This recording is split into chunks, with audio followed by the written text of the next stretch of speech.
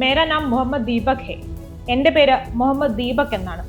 അതെ, സോഷ്യൽ മീഡിയയിൽ നിറയെ ഇപ്പോൾ ബജ്രംഗദൾ പ്രവർത്തകരെ നേരിട്ട വർഗീയതയ്ക്കെതിരെ ഒറ്റയാൽ പോരാട്ടം നടത്തിയ 46-കാരന്റെ വീഡിയോ ആണ്. മനുഷ്യത്വം മരിച്ചിട്ടില്ലെന്ന് ഓർമ്മിപ്പിക്കുന്ന ദീപകിന്റെ പ്രവൃത്തി ഇതിനകം ദേശീയ തലത്തിൽ തന്നെ ചർച്ചയായി കഴിഞ്ഞു. ലോക്സഭാ പ്രതിപക്ഷ നേതാവ് രാഹുൽ ഗാന്ധി അടക്കം ദീപകിനെ പ്രശംസിച്ച് രംഗത്തെത്തി.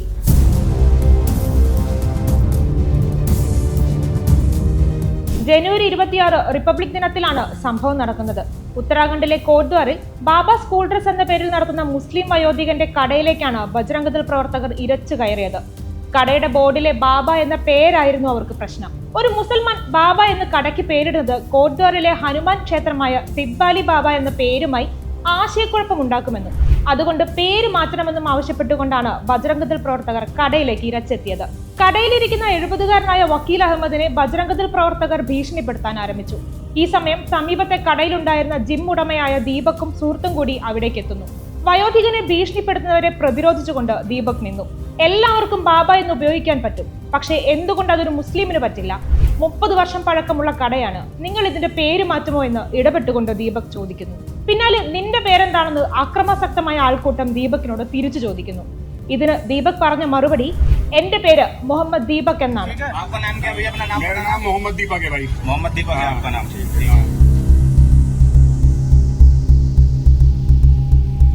ബജ്രംഗദൾ പ്രവർത്തകരുമായുള്ള തർക്കം റോഡിലേക്കും നീങ്ങി.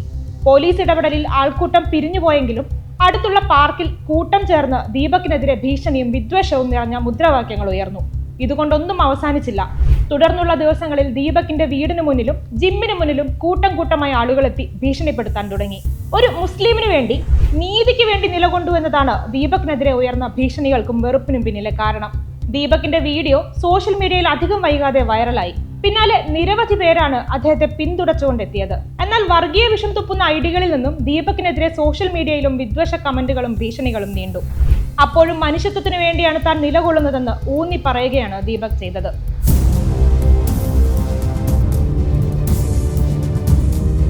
ഞാൻ ഹിന്ദുവല്ല, മുസ്ലിമല്ല, സിഖുമല്ല, ക്രിസ്ത്യനുമല്ല, ആത്യന്തികമായി മനുഷ്യനാണ്. മരണശേഷം ഏതെങ്കിലും മതത്തെക്കുറിച്ചല്ല, മനുഷ്യത്വത്തെക്കുറിച്ചാണ് ഞാൻ ദൈവത്തോട് മറുപടി നൽകേണ്ടി വരിക എന്ന് ദീപക് തന്റെ ഇൻസ്റ്റഗ്രാം വീഡിയോയിൽ സംഭവത്തെക്കുറിച്ച് വിശദീകരിച്ചുകൊണ്ട് പറഞ്ഞു വെക്കുന്നുണ്ട്. ഐക്യത്തിനും തുല്യതയ്ക്കും വേണ്ടിയാണ് ആ സമയം അങ്ങനെ പ്രതികരിച്ചത്.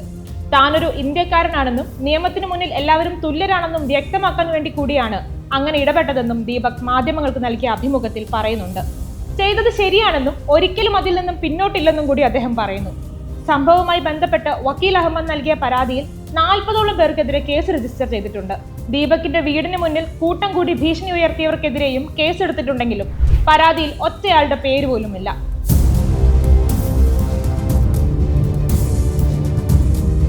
കഴിഞ്ഞ വർഷം നൈനിറ്റാളിൽ മുസ്ലിങ്ങൾക്കെതിരെ നടന്ന ആക്രമണങ്ങളിൽ ഷൈല നേഗ്രി എന്ന ഹിന്ദു യുവതി പ്രതിഷേധിച്ചതിന് സോഷ്യൽ മീഡിയയിൽ ഹിന്ദുത്വ ഗ്രൂപ്പുകൾ അവർക്കെതിരെയും ആക്രമണങ്ങൾ അഴിച്ചുവിട്ടിരുന്നു. ബീഫ് കൈവശം വെച്ചുവെന്ന് ആരോപിച്ച് ഹിന്ദുത്വ പ്രവർത്തകർ കൊലപ്പെടുത്തിയ മുഹമ്മദ് അഖ്ലാഖിനെ നമ്മൾ മറന്നിട്ടില്ല. മുസ്ലിം ആയതുകൊണ്ട് മാത്രം രാജ്യത്ത്, പ്രധാനമായും വടക്കേ ഇന്ത്യയിൽ ഇന്നും മുസ്ലിങ്ങൾ നേരിടുന്ന ഭീഷണികളും അപരമത വിദ്വേഷവും കണ്ടില്ലെന്ന് നടിക്കാനാവുന്നതുമല്ല. ഹിന്ദു വിശ്വാസികളായവർ മുസ്ലിം സാഹോദര്യത്തിനായി നിലകൊള്ളുന്നതാണ് ഹിന്ദു ഗ്രൂപ്പുകളെ ഏറ്റവും കൂടുതൽ ചൊടിപ്പിക്കുന്നതെന്ന യാഥാർത്ഥ്യവും ഇത്തരം സംഭവങ്ങളിലൂടെ വ്യക്തമാകുന്നുണ്ട്. സമാനമായി ദീപകിന്റെ പ്രവൃത്തി വലിയ പ്രതീക്ഷ നൽകുന്നതാണ്.